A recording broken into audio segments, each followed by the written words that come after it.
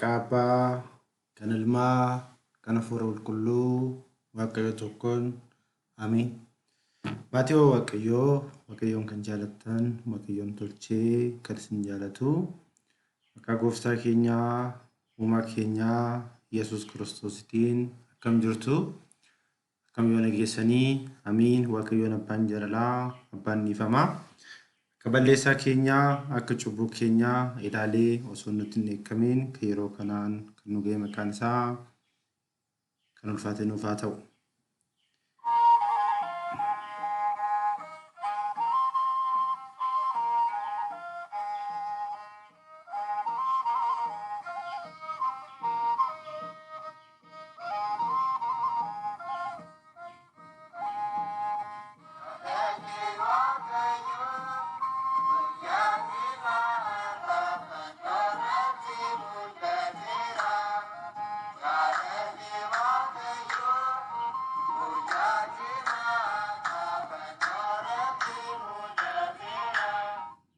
Egaa akka maatii Waaqayyoo yeroo darbe keessatti kutaa hanga 4 wajjin ilaallee turre, keessattuu kutaa arfaffaa keessatti iccitii foon uffachuu wajjin ilaallee utubaawwan 5 mana kiristaanaa yookiin amantaa Ortodoksii maal akka fakkaatu wajjin ilaalchaa turreerra.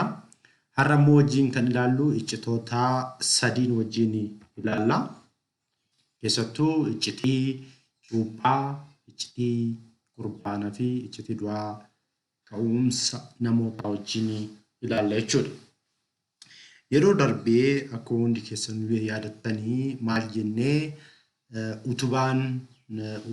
utubaawwan 5 mana amantaa Ortodoksii Tawaahidoo kan ta'an inni jalqabaa iccitii Sillaasee. Sillaasee jechuun tokkos sadiis jenneerra. Waaqayyoon malakootiidhaan, aangoodhaan, uumuudhaan, ajjeesuudhaan, kaasuudhaan Waaqayyoon tokkodha. Waaqayyoon tokko ta'e kun immoo maqaadhaan, qaamaan, gochaan 3 jennee wajjin ilaallee turre jechuudha.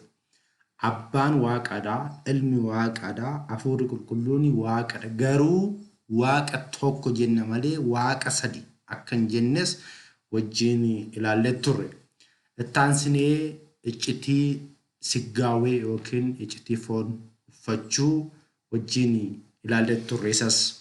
Isa keessatti Gooftaan keenya, Fayyisaan keenya, Alfaa Omeegaa, ani karaadha, ani jireenyadha kan jedhe ilmaan namaa fayyisuuf jecha eeyyama Abbaatiin, eeyyama Ilmaatiin, eeyyama Hafuura Qulqulluutiin dubroo Maariyaam irraa dhalatee biyya lafaa kanarra deddeebi'ee cuubamee, fannifamee, du'ee, du'a moo'ee ka'ee ilmaan namaa bilisa baasuusaa wajjin ilaallee turre. Isa keessatti Gooftaan keenya, Uumaan keenya, Fayyisaan keenya Yesuus Kiristoos aarsaa ta'ee, aarsaa dhiyeessaa ta'ee, aarsaa fudhataas ta'ee akka dhiyaate abbaa wajjin, ofiisaa wajjin, Hafuura Qulqulluudhaan walitti akka nu araarse, nuti immoo ijoollee isaa akka taane wajjin ilaallee turre jechuudha. Egaa akka guyyaa har'aa immoo wajjin kan ilaallu iccituuwwan asii olitti arginu kana wajjin ilaalla jechuudha. Waaqayyoon abbaan jaalalaa hunda keenya wajjin haa ta'u.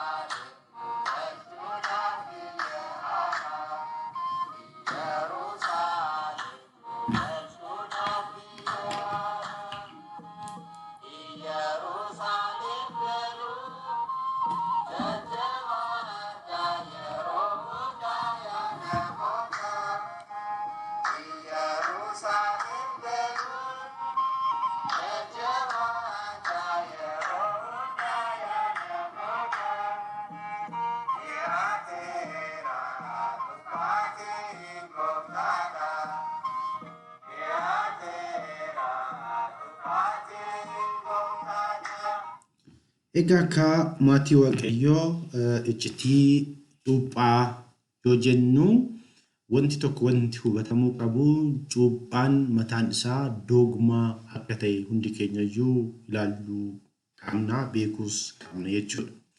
Kanaaf iccitii cuuphaa misxira ximqat inni jedhu kun maalidha isa jedhu sana wajjin ilaalla jechuudha. Akkuma hundi keenya iyyuu beeknu Wangeela Maarqos boqonnaa 16 lakkoofsa 16 irratti kan amanee kan cuuphamee ni fayyaa'edha. Kanaaf mee cuuphaa jechuun maal jechuudha isa jedhu immoo haa ilaallu. Jechi cuuphaa jedhu hiikni isaas bishaan kuufame keessa cuuphamuu, keessa lixuu, lixanii ba'uu akka ta'e hundi keenya iyyuu hin beekna jechuudha.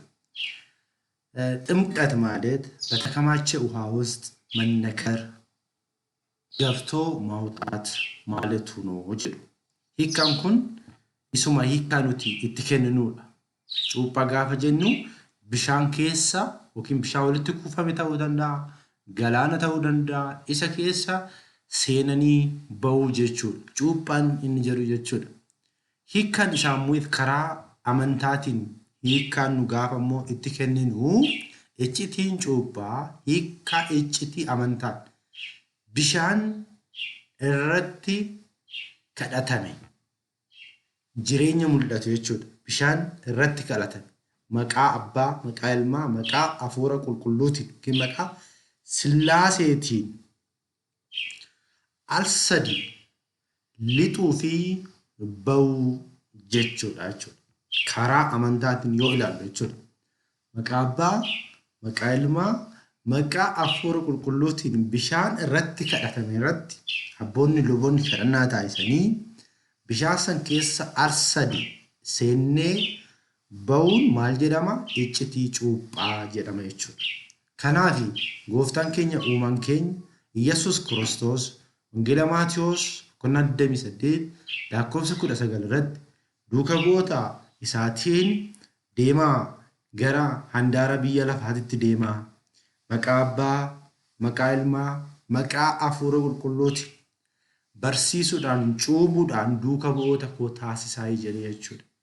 Duuka bu'oonni Waaqayyoo warroonni biyya lafaa kana gatanii isa duukaa bu'an isa kana qabataniit biyya lafaati irratti maqaa Abbaatiin, maqaa Ilmaatiin, maqaa Hafuura Qulqulluutiin cuubuudhaan biyya lafaa kan jedhamte gara namootaa jechuudha. Kanaaf maqaa Abbaa, maqaa Ilmaa, maqaa Hafuura Qulqulluutiin kan irratti kadhatamee iccitiiwwan nu beekuu hin dandeenyen immoo Hafuura Qulqulluurraa hin dhalannaa jechuudha. Kanaaf iccitii jedhamee jechuudha. Ilmummaan nuti argannu, ilmummaan Sillaasee kan nuti argannu kanaanii adeemsa kanaan jechuudha. Kanaaf cuuphaan karra kiristaanaati jedha. Namni fayyuudhaaf jalqaba maal gochuu akka isarraa eegamu cuubamuudhaan ilmummaa Sillaasee fudhachuu qaba jechuudha.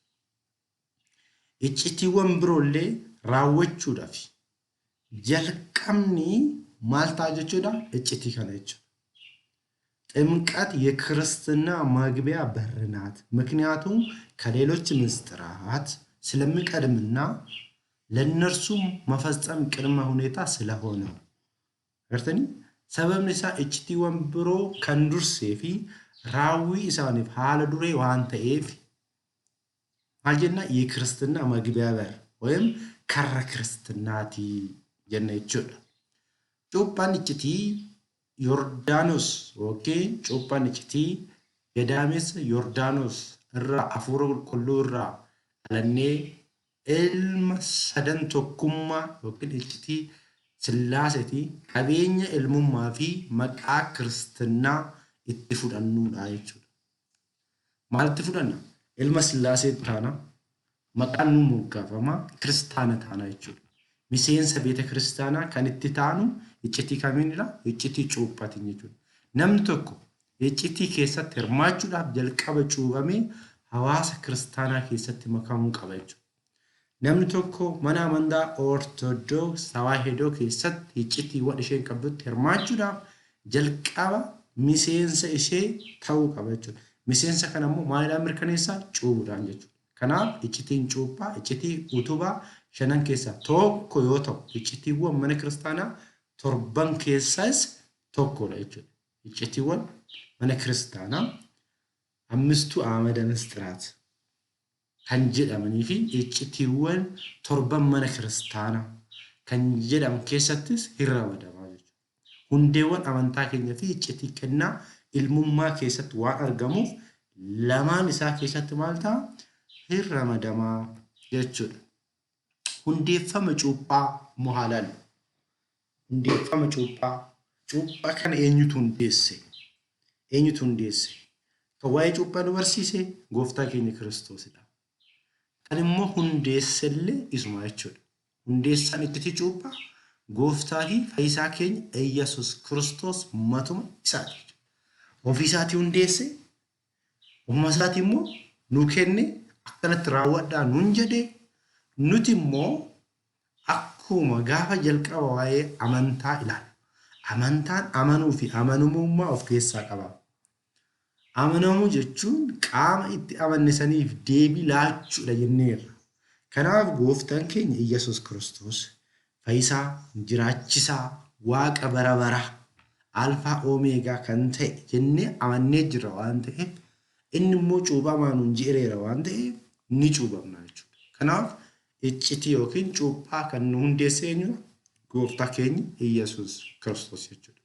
Garuu cuuphaan gooftaa keenyaa dura Yihuudoonni qulqullaa'uu fi dhiifama cubbuun cuuphaa qabuu turan. Cuuphaan sun garuu gara jireenya bara baraasitti yookiin gara cubbuu isaanii addaamirraa nutti darbe sanirraa qulqullaa'uu hin dandeenye. Garuu fakkeenya cuuphaa ishee kanaati jechuudha.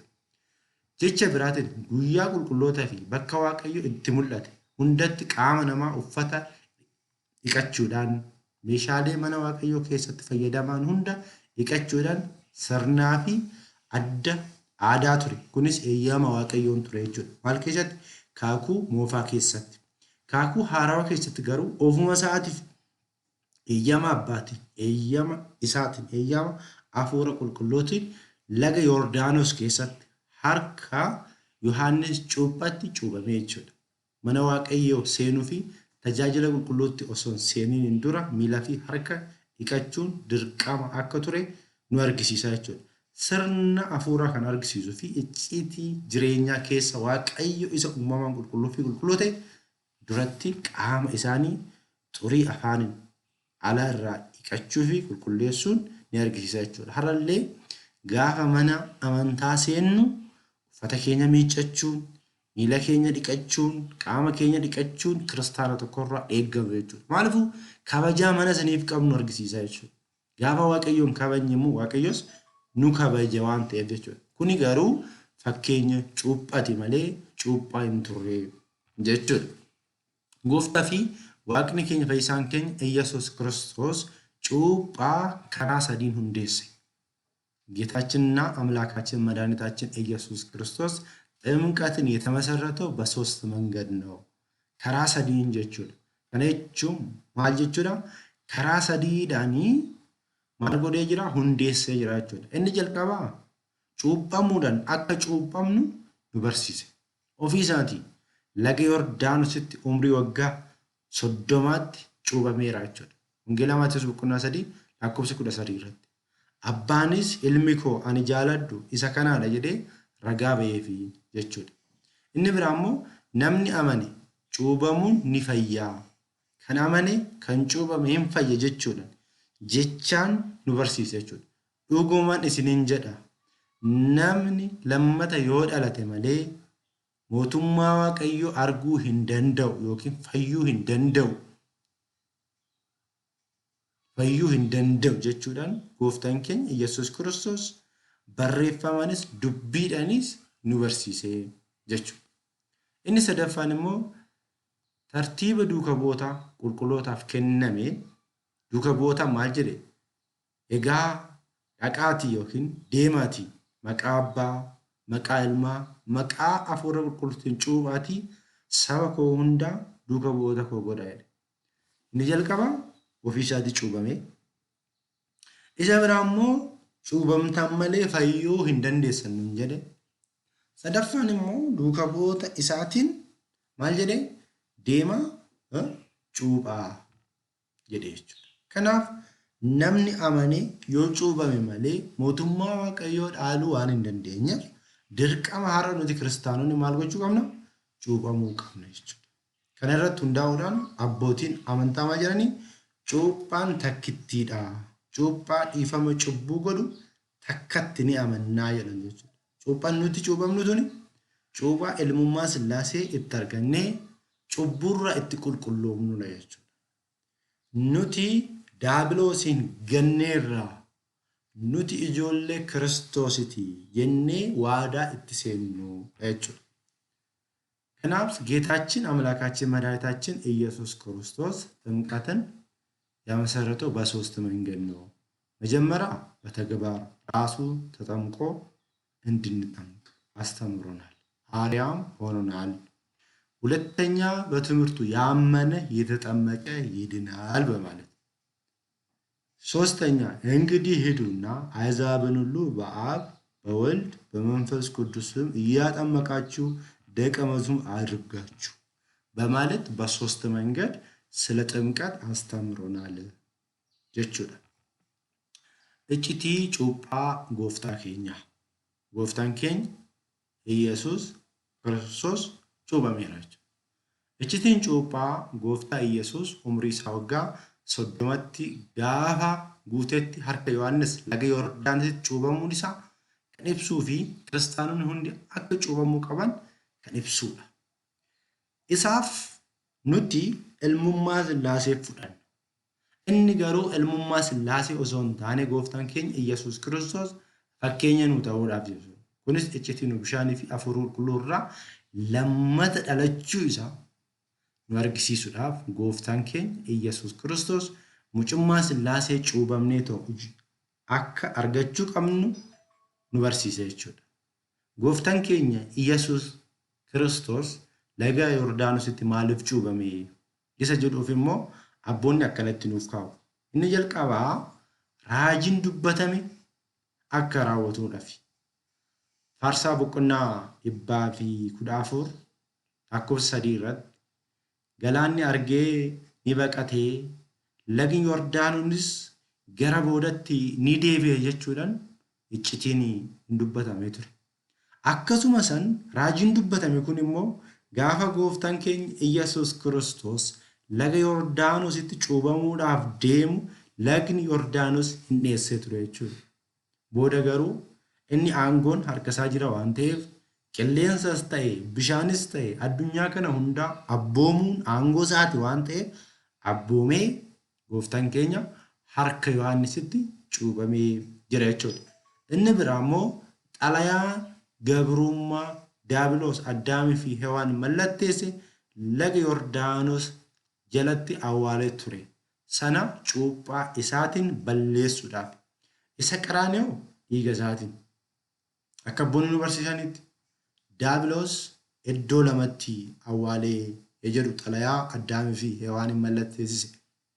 Inni tokko laga Yordaanos jalatti awwaale. Maaliifuu namni bira ga'uu hin danda'u waan jedhurraa yaadee jechuudha. Inni biraa immoo qaraaniyoo irratti awwaale. Isa kaan dhiigan kaan immoo miila isaatiin butuchee gooftaan keenya Iyyasuus Kiristoos xalayaa gabrummaa kana balleesse jechuudha. Maaliifuu namni xalayaa tokko yookiin mallattoon keenya yoo jiraate namni sun ittiin nu kassasuu danda'a. Kanaaf xalayaan sun yoo badde garuu waan ittiin nu kassasu waan hin qabneef gooftaan keenya Iyyasuus Kiristoos kana raawwatee jechuudha. Cuuphaa irratti iccitiin Sillaasee ifa ta'e. Akkuma iccitii Sillaasee keessatti Abbaa, Ilma, Hafuura Qulqulluu jennee ilaallee turre. Waaqayyoon kaakuu moofaa keessatti iccitii isaa adda baasee ilmaan namaatiif ibsuu baatus gaafuma ilmaan namaa uumu seera uumamaa boqonnaa 1 lakkoofsa 26 irratti ilaa jechuudhaan kottaa nama uumna jechuudhaan qaamni Waaqayyoo tokko ol ta'uu argisiisaa ture. Kaakuu haarawaa keessatti garuu ifa bahee akkana jedha.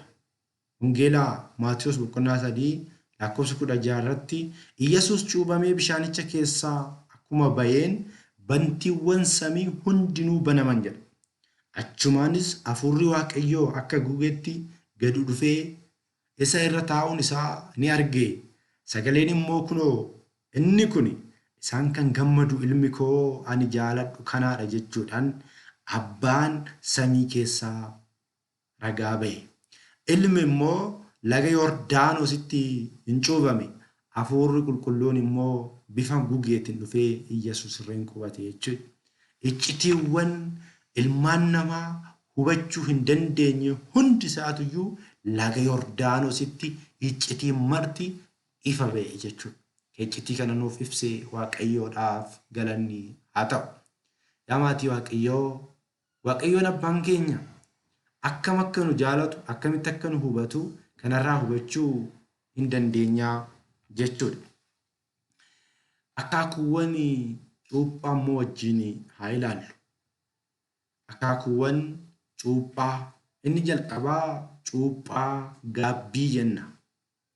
Cuuphaa gaabbii yoo jennu maal jechuudha? Namni tokko cuuphamee yookiin cuuphaa gaabbii gosa cuuphaa irraa deebi'amuu kan danda'uu fi warra ilmummaa Sillaasee fudhatanii jireenya biyya lafaa keessatti dadhabbii fi cubbuu isaanii hojjetan irraa akka fayyaniif kan kennamudha. Cuuphaa gaabbii jedhamu kun. Namni tokko amantaa Ortodoksii keessaa ba'uus danda'a.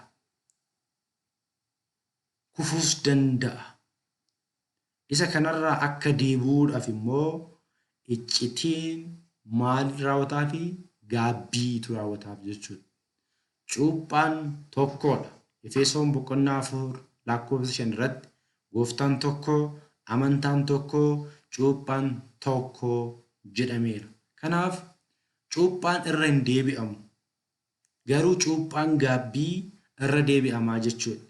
Fakkeenyaaf qulqulluu Yohaannis abbaan cuuphaa gooftaan keenya Iyyesuus Kiristoos osoo hin dhufiniin dura namoota baay'ee akka cuuphaa ture beekamaadha. Cuuphaa gaabbii cuuphaa ture. Innis akkana jechaa ture. Ani har'aa isinan cuuphaa, bishaaninan isin cuuphaa. Inni dhufu garuu bishaanii fi ibiddaan isin cuupha jechuudhaan ragaa baatoo ture jechuudha. Iccitii Sillaasee duraan argannee turre. Isa arganne san immoo gannee yoo shakkine ta'e, amantii biraa keessa yoo seenne ta'e deebinee maal fudhanne jechuudha? Gaabbii galuudhaan, Waaqayyotti boo'uudhaan gara maalitti deebina? Gara ijoollummaa isaatitti, gara ilmummaa isaatitti, ilmummaa Sillaaseetti deebina jechuudha. Kanaaf cuuphaan Yohaannis cuuphaa qalbii jijjiirrannaa yookiin gaabbiitii jechuudha. Hayyoonni mana kiristaanaa humna cuuphaa Yohaannis akka armaan gaditti ibsu jedha. Uffanni xuraawaan bishaaniin erga qulqulleeffannee booda urgooftuu itti biifama. Maaliifuu isa xuraawatti hin ta'u. Isuma qulqulleessine sanitti biifna. Yeroo dhiqatu bishaaniin dhiqatee uffata qulqulluu uffata. Haaluma wal fakkaatuun cuuphaan Yohaannis cuuphaa Kiristoos keessatti hafuura qulqulluu akka fudhatan cuuphaa irraa adda ba'uu isaanii kan argisiisu ture jechuudha. Jalqaba maal ta'uu qabna? Qulqullaa'uu akka qabnuufi. Kanaaf cuuphaan isaa cuuphaa gaabbitii jechuudha. Isa kanaaf maal jedhaa? Gaabbiidhaaf bishaaniin isin cuuphaa. Inni ana booda dhufu ibiddaan isin cuupha jechuudhaan ragaa ba'ee jira jechuudha. Inni biraa immoo Hisqeel irratti akkana jedhee dubbata. Bishaan gaarii sitti facaasaa ni haamamtaa. Xuraa'ummaa kee hundumaa fi waaqa tolfamaa kee hundumaa irraas sin qulqulleessaa. Gara haaraa siif kennaa. Garaa haaraa siif kennaa. Hafuura haaraa si keessa kaayaa. Gara dhagaa foon kee irraa nan buqqisaa. garaa fooniis isiniif nan kennaa hafuura koo si keessa nan kaa'a abboommii kootis ni gaggeessita ati ammoo murtoo koo ni eegda ni raawwattaa biyya ani abbootii keessaniif kenne keessas ni jiraattu atis saba koo ni taata ani ammoo waaqa kee nan ta'a jechuudhaaf Hisqeel boqonnaa 36 lakkoofsa 25 irratti dubbatee jiru kunis maalidha cuuphaa qalbii jijjiirraa yookiin cuuphaa gaabbii jedhama jechuudha. Inni guddaan cuuphaa ilmummaati. የልጅነት ጥምቀት isa jennu kana jechuudha. Hundi keenyayyuu kana cuuphamnee turre. Cuuphaa ilmummaa fudhachuu akkuma abbaa fi haadha keenyarraa fooniin dhalannu immoo hafuuraan eenyurraa dhalanna waaqayyoorraa hin dhalanne jechuudha. Waaqayyoorraa dhalannee maal taana ilma sillaasee taana jechuudha. Akkuma fooniin haadha fi abbaa keenyarraa fooniin dhalanne ilmummaa foonii fudhanne yeroo cuuphamnu hafuura qulqulluu irraa dhalanne ilmummaa sillaasee arganne jechuudha. Cuuphaan kun cuuphaa isa guddaa cuuphaa isa al tokko bicha raawwatamudha. Kana ilaalchisee foon irraa kan dhalate foonidha. Hafuura irraa kan dhalate hafuuradha jechuudha. Wangeela Yohaannis boqonnaa 3 lakkoofsa 3 irratti gooftaan keenya Iyyasuus Kiristoos ibsee jira jechuudha. Namni lammata yoo dhalate malee mootummaa Waaqayyoo dhaaluu hin danda'u jechuudhaan nu hubachiisee jechuudha. Asumaan immoo qulqullichi Phaawulos maal jedha? Hafuurichi isin fudhattan hafuura ilmummaati guddifamutti malee hafuura ilmummaatti guddifamu malee hafuura garbummaa isa sodaa jalatti isin deebisuu miti jedha. Hafuura kanaanis abbaa keenya jennee Waaqayyoon ni yaammannaa. Hafuurri Waaqayyoo hafuura keenya wajjin walii galee ijoollee Waaqayyoo ta'uu keenya dhugaa ni baha. Nuyi ijoollee erga taane warra kaan hundumaa argatan ni taana. Waan hundumaa kan argatan ni taana. Waan kana hundumaas Waaqayyo biraa ni argannaa. Kiristoos wajjin erga dhiphanne isa wajjin immoo ulfaachuudhaaf kabajaa argachuudhaaf waan Kiristoos argatu hundumaas isa wajjin ni argannaa. Gooftaan keenya Iyyasuus Kiristoos cuuphamee nutti argisiisee cuuphamaa nuun jedhee cuuphamtan malee hin fayyitan nuun jedhee nullee immoo cuuphamnee isa wajjin tokko taana jechuudha. Ijoollee isaa taana jechuudha. Gooftaan keenyas warra isa simatan maqaa isaatti amanan hundumaaf ijoollee Waaqayyoo akka ta'aniif aangoo kenneeraa jedha. Dhiiga yookiin fedha foonii yookiin fedha namaa osoo hin taane Waaqayyo biraa akka dhalatan ibsameera jechuudha. Wangeela Yohaannis irratti ragaan bu'eera jechuudha. Kanaaf nuti kiristaanonni jalqaba abbaa fi haadha keenyarraa hin dhalanne booda immoo hafuura qulqulluudhaan hin dhalanne. Galaatiyaa boqonnaa 3 lakkoofsa 26 irratti amantiidhaan isin hundumti keessan karaa Kiristoos Iyyasuus ilma Waaqayyootti warra Kiristoositti dabalamuudhaaf cuuphamtan Kiristoos akka uffattanitti uffattaniirtu akka uffataatti uffattaniirtu. Karaa Iyyasuus Kiristoos isin hundumti keessan tokkodha. Yihuudaan, Giriikiin, Garbii, Birmadummaan, dhiirri, dubartiin jidduu garaagarummaan hin jiru. Erga kana Kiristoos taatanii yoos isin sanyii Abrahaam waan Waaqayyo abdachiise ni argattu jedha. Mootummaa bara baraasan jechuudha. Mootummaa Waaqayyo gooftaan keenya Kiristoos Waaqayyo abbaan, Waaqayyo ilmi, Waaqayyo hafuurri qulqulluun nuuf qopheessanii dhaaluudhaaf qophoofnee jirra jechuudha. Kanaaf gooftaan keenya Iyyasuus Kiristoos wangeela Maatewos boqonnaa 3 lakkoofsa 5 irratti dhugumaan isiniin jedha eenyuyyuu bishaanii fi hafuura qulqulluu irraa dhalachuu yoo baate mootummaa Waaqayyoo arguu hin danda'u jedha. Kanaaf nuti maal taana cuuphamnee ilma sillaasee taana jechuudha. Cuuphaan ilmummaadhaan kennamu tokko qofaadha jechuudha.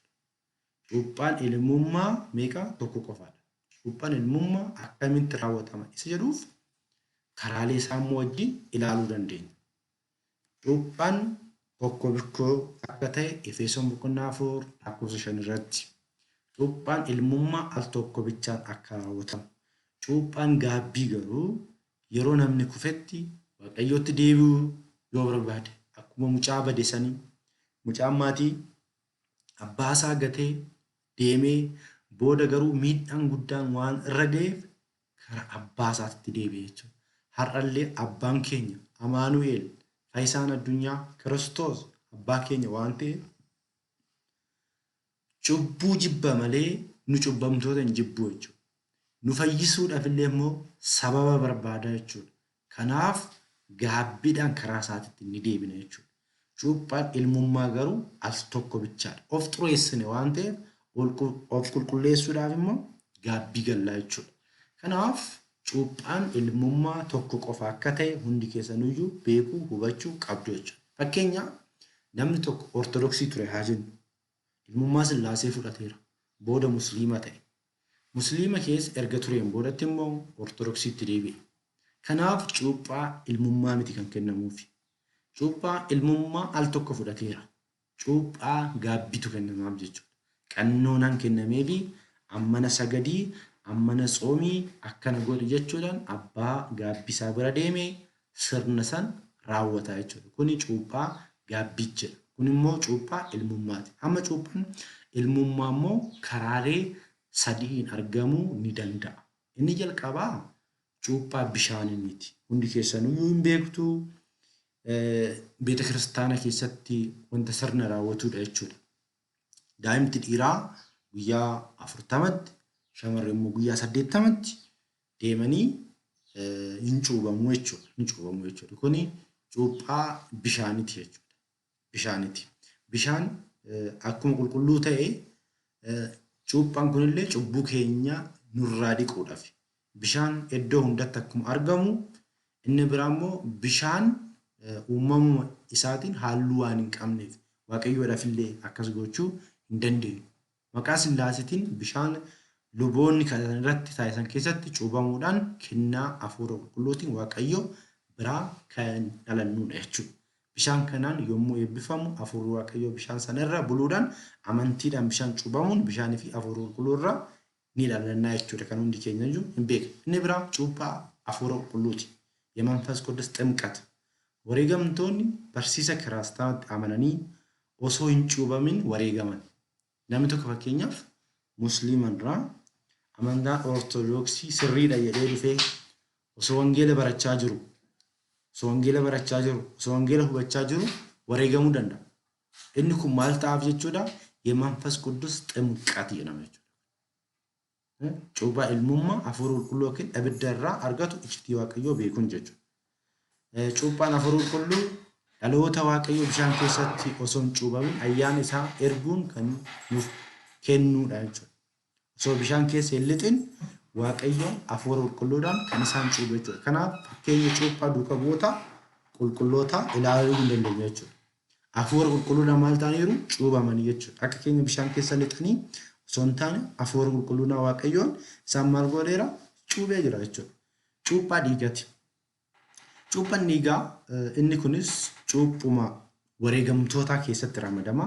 Garuu kiristaanonni amantaa kiristaanaa osoo baratan yookiin osoo hin cuubamin yookiin lamaan isaaniiyyuu Kiristoos aarsaa ta'uu isaanii kan argan. Iyesuus Kiristoos waaqa dhugaati. Warri amantaa kiristaanotaa dhugaa ta'uu ragaa ba'an wareegamtoota ta'anii du'an dhiigni fi dhiphinni isaanii ayyaana waaqayyootiin akka cuuphatti lakkaa'ama jechuudha. Ijoollummaa argatu cubbuun isaanis ni haqamaaf jechuudha.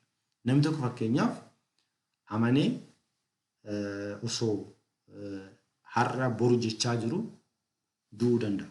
Maaliidhaan du'uu danda'a? Qaamni biraa ajjeesuu danda'a. Dhiigni isaan bu'e sun gidiraan isaanii sun akka cuuphaatti lakkaawwamaa fi jechuudha.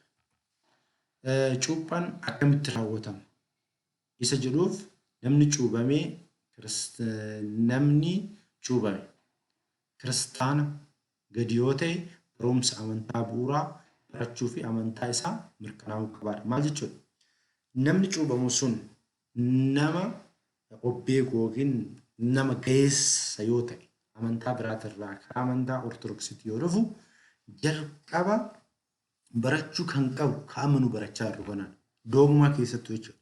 barumsa amantaa iccitii sillaasee, iccitii siggaawee, iccitii cuuphaa, iccitii qurbaanaa, iccitii du'aa ka'umsa sirriitti baratee amanee erga sanii maal ta'a ni cuubamaa jechuudha. Ni cuubama. Ijoollee yoo ta'an garuu abbaa fi yookiin haadha kiristinnaa yookiin abbaa kiristinnaa isaan jedhamu santu waadaa fudhata jechuudha. Ijoollee kanaaf abbaan kiristinnaatii fi haati kiristaanaa wanti barbaachisee ijoolleen sun yeroo guddatanitti inni jalqabaa amantaa akka barsiisaniif, inni lammaffaa immoo abbaa fi haati isaanii foonii yoo jalaa boqatan akka abbaa fi haadhaa jedhanii akka ta'anii akka guddisaniidhaaf. Kuni garuu yeroo ammaa akkamitti raawwatamaa jira? Isa jedhu san hundi keenyayyuu of laaluu qabna jechuudha. Ofii keenyayyuu beeknee jirra. Ijoollee san barsiisuudhaaf dursineen hojii waa'ee amantaa hubannee beekneerra, waa'ee dogmaa beeknee jirra, hubannee jirra kan jedhu immoo of gaafachuu qabnaa jechuudha. Kanaafidha malee yeroo jalqabaatiif abbaa fi haadha kiristinnaa Itoophiyaa keessatti kan eegalchiisanii Abuun Salaamaa Kaasaatee Biraan isaan jedhamanii jechuudha. Paappaasii Itoophiyaa jalqabaa jechuudha. Isaan turanidha. Erga kana ta'een boodatti immoo bishaan keessa al-sadii keessa lixanii al-sadii ol ba'u. Kunis gooftaan keenya Kiristoos awwaala keessa guyyaa 3 bulee ba'uusaa argisiisuudhaaf jechuudha. Du'aa ka'umsa gooftaa Yesuus Kiristoositti ni amannaa jechuudhaan ni cuubamu. Cuubamnee namni cuubame maqaa Abbaa, Ilmaa, Hafuura Qulqulluutiin cuubame jechuudha. Cuubamtoonni gaa'ela yoo godhatanii, maatii yoo qabaatan, maatii isaanii wajjin bakka tokkotti wangeela baratanii, hubatanii achiin booda hin cuubamu. Erga cuubamanii erga kaaniin booda immoo dhiigaa fi foon gooftaa hin fudhatu jechuudha. Ijoollummaadhaan maaliif cuubna isa jedhuudhaaf wanti tokko wanti hubatamuu qabu asirratti cuuphaan mataan isaa dogmaadha. Cuuphaan sirni cuuphaan ittiin raawwatu sun immoo qannoonadha. Kanaaf manni amantaa Ortodoksii dhiira guyyaa 40tti, shamarran guyyaa 80tti hin cuubdi. Kuni garuu dogmaa miti, qannoonadha. Yoo barbaadame guyyaa 30ttis, guyyaa 20ttis, daa'imti sun hin buqqanti jedhamee yoo yaaddame guyyaa 10ttis cuubuun hin danda'amu. Garuu sirna manni kiristaanaa nuufi keeche kanammoo kabajuun hunda keenyarraa eegama waan ta'eef dhiirri guyyaa 40tti, shamarri immoo guyyaa 80tti ilmummaa Sillaasee argatti jechuudha. Isa kanaaf immoo ragaan keenya yookiin abboonni maal irratti hundaaniiti gaafa qannoonaa gaafa jennu yookiin sirni mana kiristaanaa tokko gaafa hundeeffamu wayirratti hundaa'eeti malee akkanumaan miti kan ta'u. Inni jalqabaa Addaamii fi Hewaan irratti hundaa'a. Macaafa Kufaalee boqonnaa 4 lakkoofsa 9 irratti lafti uumamee jedha. Addaam uumamee guyyaa 40tti, Hewaan uumamtee guyyaa 80tti gara gannatiitti gala waan jedhaniif kanarraa fuudhaniiti abboonni seera tuman. Inni biraa immoo gooftaan keenya Iyyasuus Kiristoos Museedhaan akkana jedhe. Seera Lewwotaa boqonnaa 12 lakkoofsa 2 irratti akkana jedha. Ati namoota Israa'eliin dubartii yommuu ulfoofte ilma deessu akkuma xuraa'ummaa yeroo garaa dhukkubbii isheetti sana guyyaa 7 kan ulfoofte haa taatu guyyaa 7 tokko. Dubartiin eega isheetti hamma qulqullooftutti guyyaa 33 haa turtu jedha. 7 eda'uu 33 meeqa ta'a? 40 ta'a jechuudha. Dhiira yoo ta'e tokko. Inni biraa immoo shamara yoo deesse durba yoo deessu immoo akkuma yeroo garaa dhukkubbii isheetti sana guyyaa 14 kan xuroofte haa taatu. Ergasii ammoo dhiiga ishee hamma qulqullooftutti guyyaa 66. 14 fi 66 meeqa ta'a? 80 ta'a. Kanarratti hundaa'uudhaan. Sadaffaan immoo gooftaan keenya Iyyasuus Kiristoos dhugumaan isiniin jedha namni bishaanii fi hafuura qulqulluu irraa hin dhalanne mootummaa Waaqayyoo dhaaluu hin danda'u waan jedheef daa'imti sun immoo erga dhalattee nama waan taateef maal ta'uu qabdi? Cuubamuu qabdi jechuudha. Cuubamuu qabdi. Kanarraa hundaa'utu kun garuu sirna yookiin qannoonadha malee dogmaa akka hin taane hubachuu qabna jechuudha kiristaanotaa. Kanarratti hundaa'uudhaan manni amantaa Ortodoksii daa'imman dhiira yoo ta'e guyyaa 40tti, shamarree yoo ta'e immoo guyyaa 80tti hin cuubdu jechuudha. Kanas immoo kitaabni qulqulluun adda baasee saalaan yookiin umriidhaan cuubaa hin jenne. Nama kan ta'e hunda isaatuyyuu cuubaan hin jedha. Mee fakkeenyaaf hojii duukaa bootaa boqonnaa 16 lakkoofsa 33tti qulqulluun Phaawulosii fi Siilaas mana hidhaa seenanii achi mana hidhaatii immoo achi namicha achitti eegusan baasanii booda maal akka jedhan halkanuma sanas ofitti isaan fuudhee madaa isaanii irraa dhiqee miila isaanii irraa dhiqee inni yeroo sanitti maatii isaa hundumaa wajjin ni cuubame. Maatii isaa wajjin erga ta'etti maatii keessa immoo dargaggeessi jiraachuu danda'a, daa'imman jiraachuu dandeessi, maatii isaa hundaan maal ta'e hin cuubame jechuudha. Kanaaf amantaan Ortodoksii Tawaahidoo keessatti abbaan yookiin haati kiristinnaa ijoollee sana amantaa isaanii akka barsiisan itti gaafatamummaa akka fudhatan isaan taasisti. Abbaan haati kiristinnaas kiristaana ta'uu cuubuudhaan yookiin dhaala warra isaanii mootummaa samii lubbuun akka dhaalan taasisuudhaaf gorsuu, barsiisuu, hubachiisuu hin danda'u jechuudha. Manni kiristaanaa Ortodoksii isa kanarratti hundaa'uudhaan manni kiristaanaa Ortodoksii daa'imman guyyaa 40 yookiin 80tti hin cuubdi waan ta'eef kana hubachuu qabna. Kiristaanonni maqaa kiristinnaa isa jedhu immoo ammas maqaan kiristinnaa hin moggaa. Maqaan kiristinnaa kun immoo maal irratti hundaa'eeti isa jedhullee immoo adda baafachuu qabna. Kunis ragaan keenya immoo kitaaba qulqulluuti jechuudha. Maqaa abbaa haati kennan maqaa dhalootaa hundi keenya maqaa maatiin keenya nu moggaasan jira. Maqaa immoo manni kiristaanaa nu moggaafan maqaa kiristinnaa inni jedhamu immoo hin jira jechuudha. Kanaaf maqaa maatiin nu moggaasan hin jira, maqaa kiristinnaa immoo hin qabna jechuudha. Namni Kiristoositti amanu kiristaana jedhama. Amantiin isaas kiristaanummaa yookiin maqaa kiristinnaatiin ibsituudha jechuudha. Kiristaana jechuun immoo nama Kiristoos ta'e yookiin Kiristoos hordofu, Kiristoos wajjin deemu jechuudha. Kanaaf maqaa kiristinnaa nuuf kennamaa jechuudha. Isa kana hundi keessanuyyuu hubachuu qabna jechuudha. Maqaan kiristaanummaa jedhu duudhaa macaafa qulqulluu qabaa jedha. Kunis akkuma Abrahaam jedhe Waaqayyoon, Sooradhaan Saaraa jedhe, Yaaqoobiin Israa'el jedhe, Simi'oonin Phexros jedhe, Saa'olin immoo Phaawulos jedhe akkuma moggaase maqaan kiristinnaa keenyas maal ta'a hin moggaafamaa jechuudha. Asumaan immoo namoonni maqaa kiristinnaa keessanii hin qabne abboota bira deemtanii moggaafachuus hin dandeessu jechuudha. Kaayoon maqaa kiristinnaa maali? Inni jedhu inni jalqabaa yaadannoo qulqullootaa dhaabataa ta'uudhaaf. Waaqayyo qulqullootaaf waadaa seeneerra waadaa san keessatti immoo nuti hirmaattota taanee eebba san argachuudhaaf maqaa kiristinnaa hin moggaafamaa jechuudha. Isaayyaas boqonnaa 56 lakkoofsa 5 irrattii fi macaafa fakkeenyaa boqonnaa 10 lakkoofsa 6 irratti isa jiru ilaaluu hin dandeessu jechuudha. Of eeggannoo maqaa kiristinnaa irratti godhamu garuu maqaan kiristinnaa kallattiidhaan maqaa waaqayyootiin waamamuu qabu. Fakkeenyaaf Amaanu'eel, Elshaadaay, Iyyesuus hin jedhamu kun dhooggadha. Inni biraa fakkeenyaaf Gebra Waaqayyoohin, Gebra Amlaak, Saayila Sillaasee, Jaalala Kiristoos, Fikira Kiristoos, Saamu'eel namni kuniin hin jedhamu. Rakkoo hin qabu jechuudha. Garuu kallattiidhaan maqaa waaqayyootiin hin moggaafamu. Maqaa qulqullootaatiin garuu kallattiidhaanis maaltu danda'a? Moggaafamuu hin danda'a. Atsada Maariyaam, Takla Hayimaanoot, Walatta Maariyaam hin jedhama jechuudha. Isa kana haa hubannu. Barbaachisummaan cuuphaa maali inni jedhuu fi cubburraa maal ta'uudhaaf qulqullaa'uudhaaf yookiin fayyinaaf jechuudha. Inni jalqabaa kaayoon cuuphaa fayyinaadhaaf. Namni amanee cuuphame hin fayya jedhameera. Kan hin cuuphamne immoo maal ta'a jechuudha? Hin fayyu jechuudha. Kanuma jechuudha.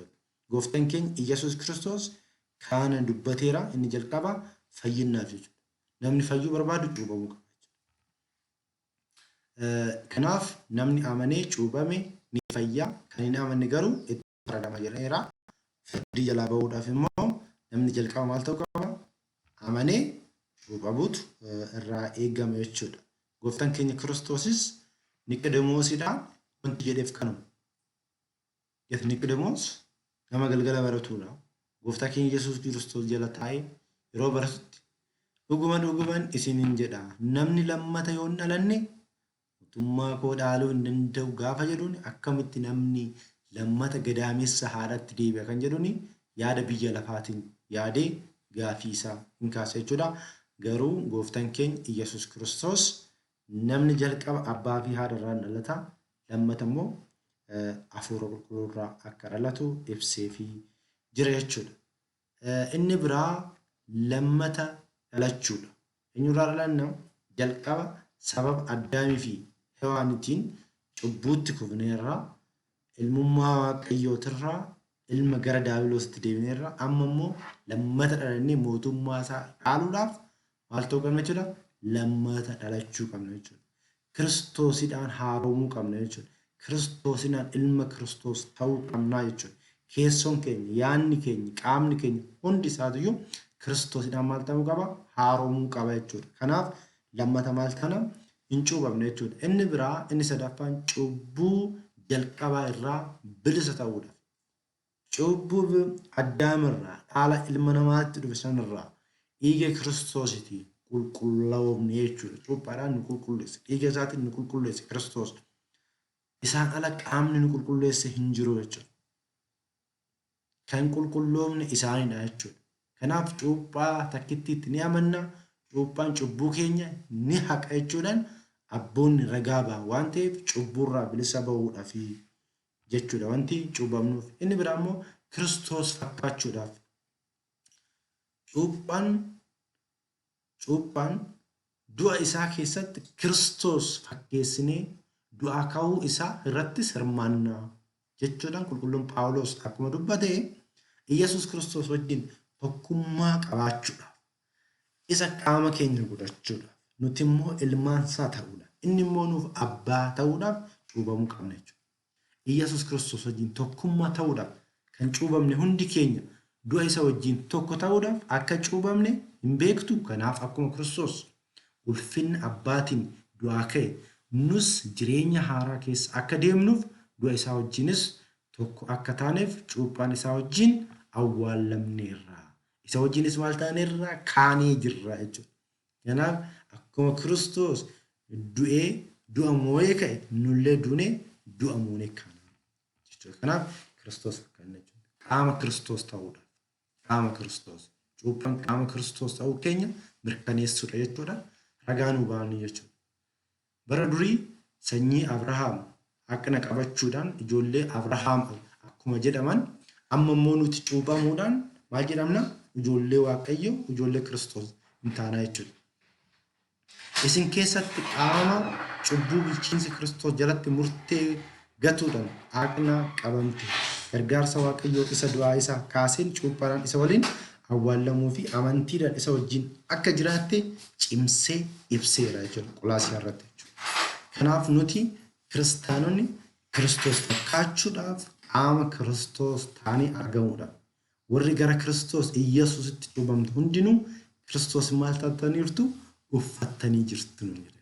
Qaama keenya jechuudha Kiristoos. Isin mana qulqullummaa Waaqayyooti. Amantii Phaawulos kana jechuudha. Hafuurri Waaqayyoo Kiristoos nu keessa bulaa jechuudha. Gaafa cuuphamne ilma isaa gaafa taanee jechuudha. Maarree asumarratti wanti ilaaluu qabnu cuuphaan doogmaadha. Sirni cuuphaa sun itti raawwatu immoo maalidha? Qannoonadha jechuudha. Kiristaanota wanti cuuphamnuuf immoo fayyuudhaa fi namni hin cuuphamne hin fayyu jechuudha. Kana jala sararree wangeela ragaa bahuu qabna jechuudha. Waaqayyoon yoo jedhee dogongora warroonni amantii Protestaantii keessa jiru immoo gaafii kaafnee keessatti waa'ee cuuphaa irratti wajjin ilaaluu hin dandeenya jechuudha. Iccitiin inni biraa immoo iccitii qurbaanaati. Mistira qurbaana isa jedhu wajjin ilaalla jechuudha. Qurbaanaa jechi jedhu surarraa madde yoo ta'u hiikni isaas aarsaa jechuudha. Bakka walumaa galatti iccitii qurbaanaa jechuun aarsaa jechuudha. Akkuma moofaa keessatti aarsaa adda addaa dhiyaachaa ture. Aarsaawwan suniin aarsaa beelladaa ta'uu danda'a, aarsaa midhaan garaagaraa ta'uu danda'a. Aarsaan beelladaa, aarsaan midhaanii sun garuu ilmaan namaa maal gochuu hin dandeenye, fayyisuu hin dandeenye. Aarsaan amma kaakuu haarawaa kun immoo garuu aarsaa dhugaa, aarsaa qulqulluu Waaqayyo fuulduratti dhiyaateera jechuudha. Qurbaana yookiin akkasumas hiikni qurbaana guutuun aarsaa hafuura Waaqayyoodhaaf dhiyaatu yookiin kennaadha jechuudha. Kennaa bilisaan Waaqayyoodhaaf aarsaa dhiyaatu jechuudha. Foonii fi dhiigni isaa bilisaan nuuf kenname. Kanaaf kennaa irbaata yookiin kennaa qulqulluu jedhameetoo waamamaa jechuudha. Iccitii kuuphaa qulqulluu barsiisa guddaa amantaa keenya Kiristoos fannoo irratti cubbuu keenyaaf aarsaa ta'ee du'ee cubbuu biyya lafaa irraa fuudhee yookiin qulqulleessee jireenya barabaa kan argannedha jechuudha. Hidhamni iccitii hundumaa mana kiristaanaa keessatti iccitii qurbaana qulqulluu kana jechuudha. Laala gooftaan keenya Iyyasuus Kiristoos erga cuubame boodattiidha gara qaraaniyootti kan maal ta'e kan fannifame jechuudha. Dhiigni Kiristoos nuuf dhiyeesse sun ofii isaatiif aarsaa ta'ee, ofii isaatiif aarsaa dhiyeessaa ta'ee, ofii isaatiif aarsaa fudhatee nuu dhiyaate sun aarsaan qulqulluun sun dhiigaa fi foon gooftaati jechuudha. Dhiigaa fi foon gooftaa har'a si hojjeta, boru si hojjeta jechuudha. Ilmaan namaa bilisa baasee jechuudha. Ilmaan namaa cuubamanii ilma Sillaasee erga ta'aniin boodatti immoo dhiigaa fi foon gooftaa fudhachuun dirqama kiristaanotaati jechuudha.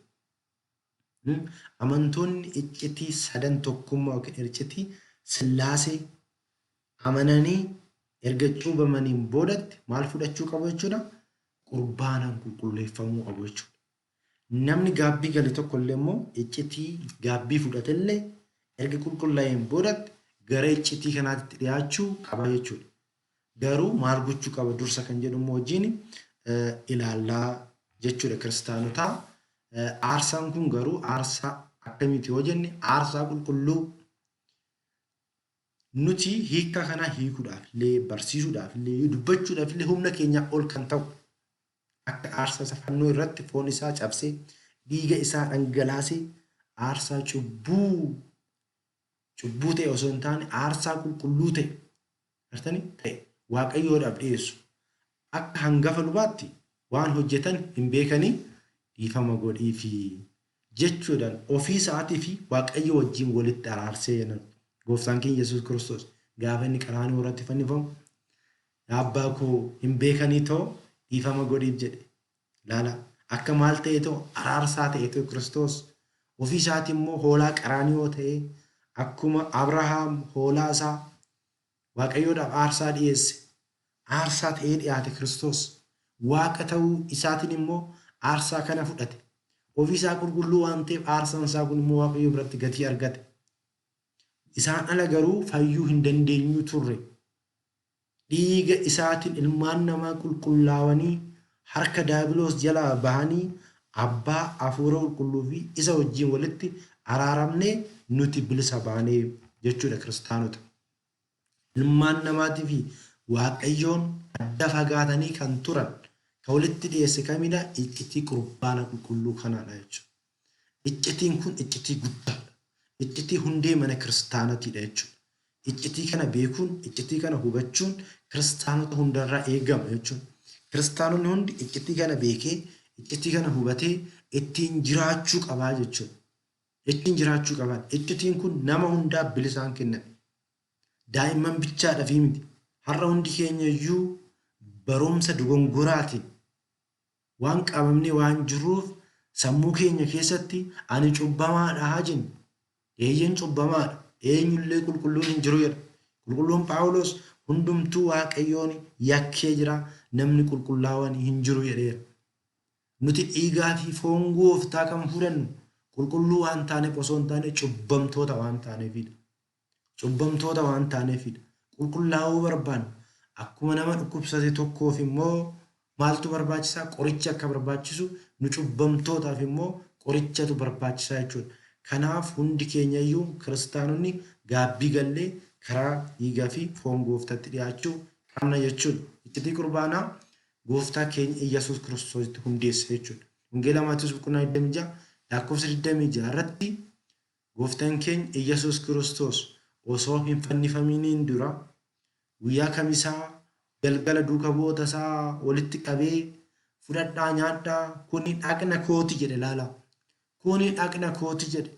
Xoofoos fudhatee Waaqayyoon abbaadhaaf galata galchee isaaniifis kennee hundumti keessan kanatti dhugaa kuni dhiiga kootii dhiigni koo kaakuu dhaabate sana cimsuuf dhiifama cubbuu namoota baay'eetiif dhangala'e jechuudhaan dhiigni isaa dhiiga dhugaa foon isaa foon dhugaa ta'uu gooftaan keenya Iyyasuus Kiristoos ragaanuu ba'eera.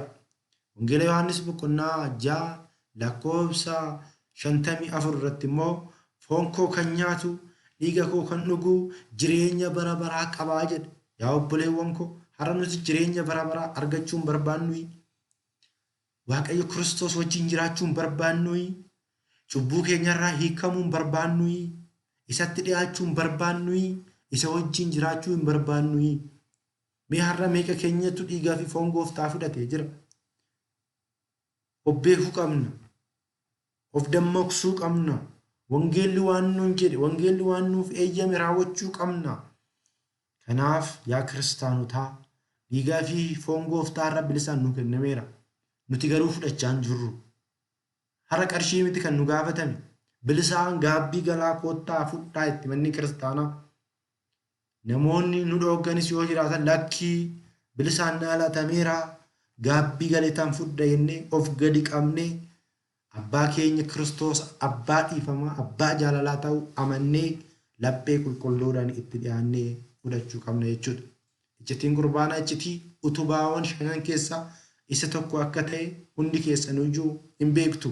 Kanaaf abboonni yaa'iiwwan isaaniit irratti mana kiristaanaa qulqulleettii akkitti ni amannaa duuka buutuu kan taate kan hundaa kan taatetti hin amanna jechuudhaan waa'ee dhiigaa fi foon gooftaa as keessatti kaasanii akka jiran hubachuu qabna. Faayidaan iccitii cuuphaa yookiin iccitii qurbaanaa maalidha inni jedhuuf inni jalqabaa ayyaanni iccitii keessatti argaman yookiin hiikni aarsaa qulqulluu jechuudha. Aarsaa qulqulluu namaa fi Waaqayyoo tokkoomsee jechuudha. Kanaaf Waaqayyoodhaan walitti maal ta'uudhaaf tokkoomuudhaaf jechuudha. Fayyuudhaaf Waaqayyoodhaan walitti tokkoomuudhaaf qaama Kiristoos kan taanu dhiigaa fi foon gooftaatiin jechuudha.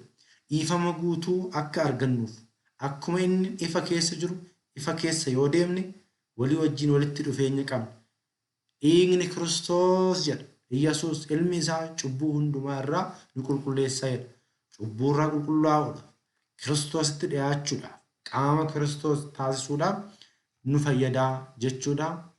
Kanaaf kiristaanonni hundi keenyayyuu gaabbii gallee karaa kanatti dhiyaannee dhiigaa fi foon gooftaa fudhachuu qabna jechuudha. Isaan deddeebi'uu qabna, isaan jiraachuu qabna. Isa wajjin yoo hin jiraanne garuu jireenyi keenya marti isaayyuu guutuun ta'u jechuudha. Fakkeessitoota taana jechuudha. Gooftaan keenya Kiristoos du'a moo'ee waggoota 5,500 gidiraa ilmaan namaa irratti ta'erraa bilisa nu baaseera waan ta'eef kiristaanonni kanarraa bilisa baanee Waaqayyotti dhiyaannee dhiigaa fi foon isaa fudhachuu qabna jechuudha. Qurbaana fudhachuudhaaf immoo of eeggannoowwan barbaachisan maalidha isa jedhu wajjin haa ilaallu. Inni jalqabaa manni kiristaanaa uummanni kiristaanaa qurbaana duraa fi booda qophii hafuuraa taasisuu akka qabu hin barsiisti. Of eeggannoowwan jechuudha. Isa duraa fi isa booda. Namni jalqabaa gaabbii galuu abbaa gaabbii isaa itti dhiyaatee of gadi qabuudhaan waan abbaan gaabbii isaa isaan jedhe raawwachuu qaba. Yoo nama yakkee jiraate, yoo nama miidhee jiraate, nama san deemee dhiifama gaafatee haaloo kamiyyuu of keessaa balleessuu qaba. Of keessaa haquu qaba. Abbaa dhiifamaa kan ta'e Waaqayyotti dhiyaachaa waan ta'eef cubbuun isaa isaaf akka dhiifamu yoo barbaade obboleessa isaatiif dhiifama gochuu qaba jechuudha. Jalqaba irratti. Itti aansuudhaan immoo of gadi qabuudha. Wanti hundi isaatu sirnaan ta'uu qaba waan jedhameef sirnaan yoo ta'e hoo Waaqayyo irraa eebba arganna waan ta'eef jechuudha. Of gadi qabuun keenya Waaqayyo irraa akka gatii argannu nu taasisa waan ta'eef jechuudha. Dhiirras ta'ee dubartoonni keessaa namni tokko yoo amantaanii maal ta'uu qabu ija jabinnaan akkas of tuulummaadhaan osoo hin taane of gadi qabnee Waaqayyo duratti dhiyaachuu qabna jechuudha. Of tuulummaadhaan fudhannee yoo taane nutu miidhamaa jechuudha. Kiristaan of gadi qabu. Kiristaan gaafa nuti of gadi qabnu Waaqayyoon immoo ol nu qaba waan ta'eef kan asirratti eeggannee sirna isaa eegnee deemuu qabna jechuudha. Mee isa muraasa ishii haa ilaallu. Inni jalqabaa saalqunnamtii saalaa irraa guyyaa 3 of eeguu qabna jechuudha. Eenyuudhaa kun abbaa warraatii fi haati warraa waan sanarraa of eeguu qabu. Osoo hin fudhatiin dura guyyaa 3dhaaf saalqunnamtii saalaa fagaachuu qabu.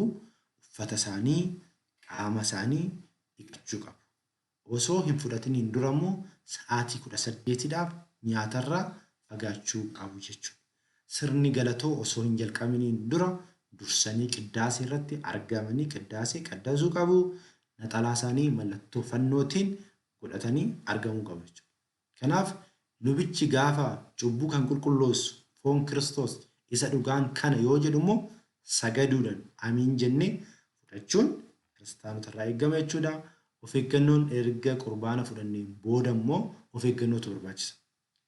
Akkuma qurbaana fudhataniin afaan ofii qabachuutu barbaachisa. Maaliif wantoonni baay'een qaama keenya keessa seenuu waan qabu jechuudha. Guyyaa san immoo garmalee nyaachuu, dhugaatii, haasa'aa, tufuu akkasirraa of eeggannoo barbaachisaa. Erga qurbaana fudhannee guyyaa 2 saalqunnamtii saalaa irraa immoo of qusachuun eegama jechuudha.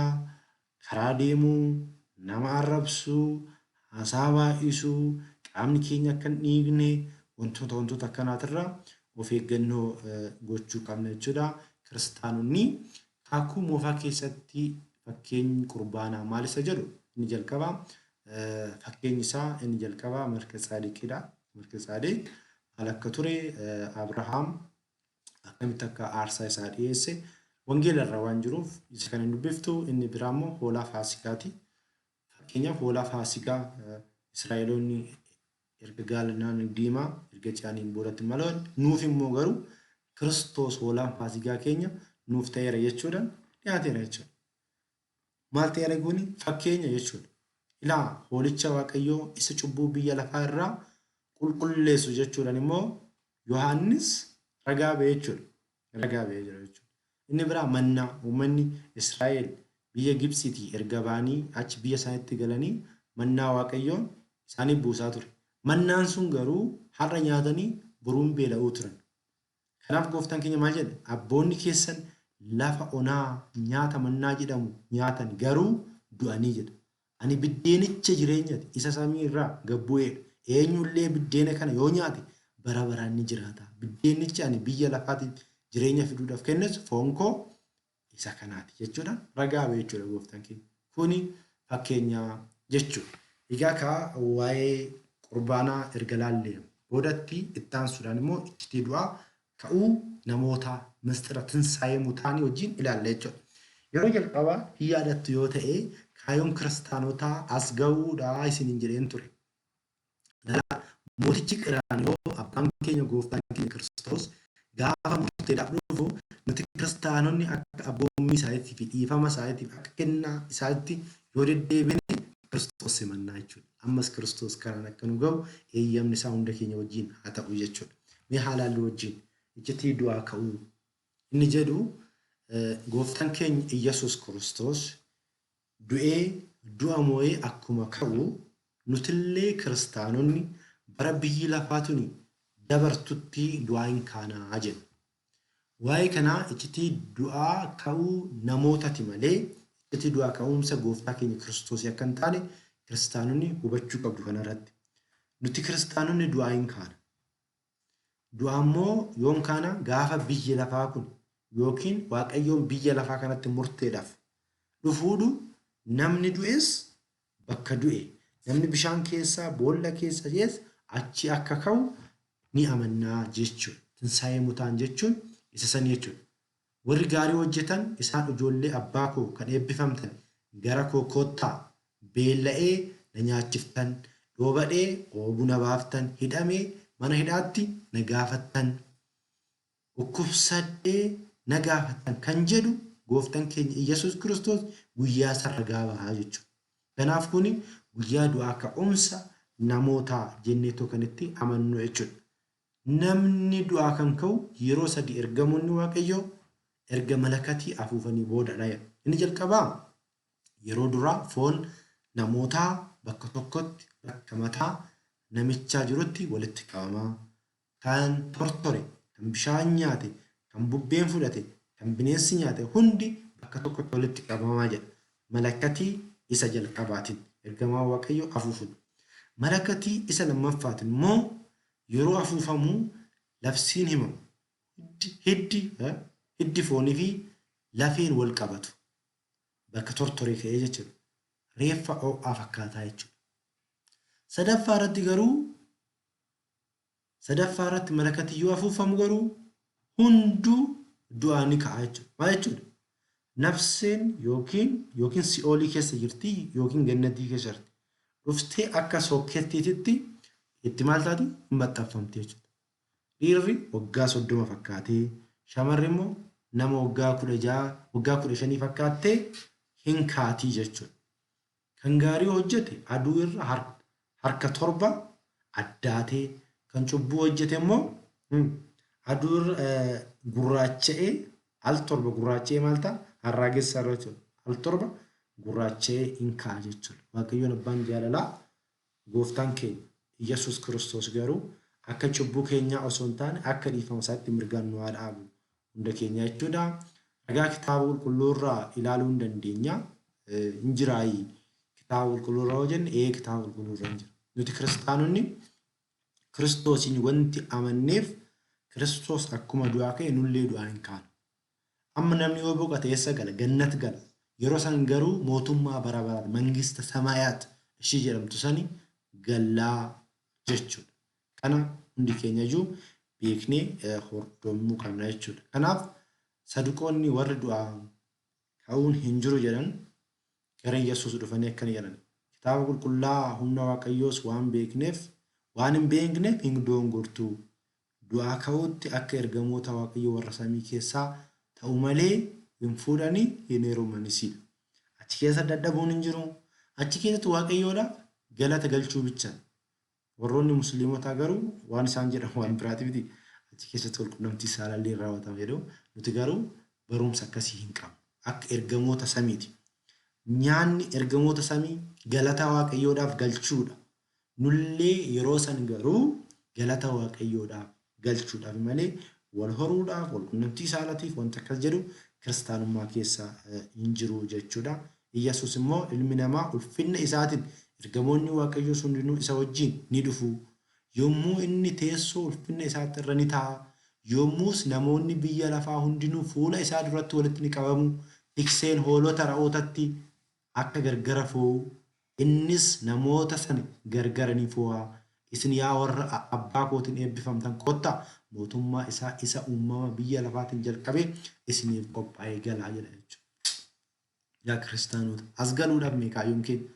Ishee kana bakka nuti kaayyoon keenya inni guddaan isa kanaadha jechuudha. As galuu qabna jechuudha. Kanaaf immoo amantaa keenya hin cimne amantaa keenya sirriitti dhaabbachuu qabna. Kiristaanota kana sirriitti beekuu qabna jechuudha. Kanaafiyyuu guyyaa har'aa wajjin kan ilaalle iccitii cuuphaa, iccitii qurbaanatii fi iccitii du'aa ka'umsaa wajjin ilaallee jirra jechuudha. Asumaan dubbii amantaa kan jedhamu koorsii xumurree jirra jechuudha. Kutaa 5ffaadha kuni. Hanga ammaatti waan isiniif hin galle immoo garuu keessan naa barreessaa. Deebii isaa immoo akkanumatti viidiyoo hojjedheetani isiniif dhiyeessa jechuudha. Waaqayyoon abbaan jaalalaa, abbaan dhiifamaa hunda keenya wajjin haa ta'u. Hundi keenya iyyuu kiristaanonni hubannee beeknee amantaa keenyan immoo cimnee hirmaattota iccitiisaa taanee argamuu qabna jechuudha. Hirmaattota iccitiisaa yoo hin taane maal jechuudha bu'aa hin qabu waan ta'eef kiristaanonni amantaa keenyatti haa cimuun jedha.